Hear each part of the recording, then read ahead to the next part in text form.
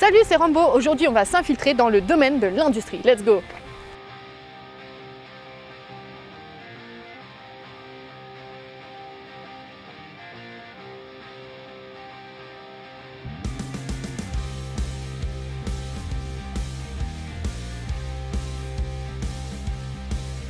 L'industrie, c'est un secteur qui recrute énormément. Est-ce que tu peux me citer pas mal de métiers qu'on peut retrouver dans ce domaine? Alors, si on reprend rapidement la fabrication de la pièce, on va avoir tous les métiers qui vont être liés à la conception. Design pour la fabrication de la pièce.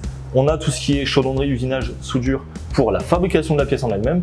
Et sur tout ce qui va se trouver sur la ligne de production, on va avoir les métiers de la mécanique, de l'électricité, de la programmation, de l'informatique aussi de plus en plus, donc cybersécurité, sécurité, et ensuite tout ce qui va être en charge de faire fonctionner la ligne correctement, donc le métier du conducteur de ligne, puis ensuite de la maintenance pour venir les réparer. Et donc on a combien de métiers à peu près dans le domaine de l'industrie? On va avoir un petit peu plus de 130 métiers pour venir faire fonctionner et utiliser tout ce qui se trouve dans les différentes industries en France. Donc là je vais te présenter un exosquelette, ça va servir à tous les métiers de la maintenance. Le but c'est de réduire la charge que les personnes vont pouvoir porter.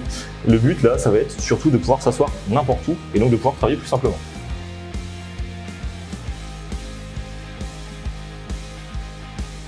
Mets-toi près d'un plan de travail comme si tu allais travailler. Voilà. Tu plies un peu les jambes pour poser l'arrière. Voilà. Attention à toi. Sans les mains. Et voilà. Sans les mains. Donc ici, on est sur un casque de réalité augmentée. Et donc ça sert à quoi comme métier?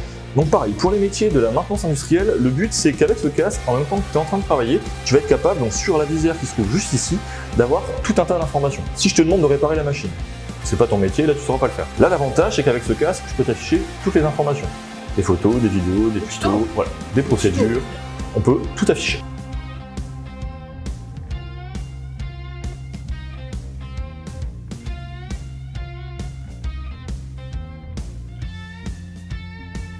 Sur cette magnifique ligne de production, c'est quoi le métier? Alors, donc ici, la personne qui va être en charge de vérifier que tout se passe correctement, ça va être le conducteur d'installation. C'est celui qui vérifie que tout est prêt à la lancer le matin donc pour sa fabrication de pièces. C'est celui qui vérifie aussi que, comme quand on est en production, qu'il y a assez de pièces pour fabriquer et que tout se passe bien. Et si y a le moindre défaut, alors c'est ce qu'on va appeler de la maintenance de premier niveau. Donc on va juste régler un capteur ou faire des petits réglages sans outils. Et donc là, c'est lui qui est maître de sa ligne, donc s'il y a un problème un peu plus grave, il va faire appel à l'opérateur de maintenance. Ici, on va utiliser donc le petit robot Niri. Et donc c'est pour quel métier? Ici, ça va être le métier de roboticien. Donc c'est la personne qui va venir réaliser des programmes donc sur différents types de robots. Alors là, on est sur un robot éducatif, mais sur des robots industriels, ça va être le même principe. On va venir programmer ces machines pour pouvoir fabriquer des pièces. Donc en gros, il y a du quoi faire. C'est ça. Et on va vite voir si ton robot, si ton programme fonctionne. Tu vas y arriver, Ned. Magnifique! Je t'aime, Ned. Bravo, Ned.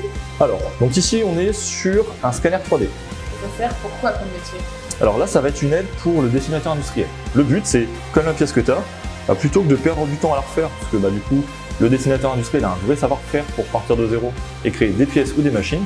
Là, ici, la pièce existe, donc pour gagner du temps, c'est la machine qui va le faire pour nous.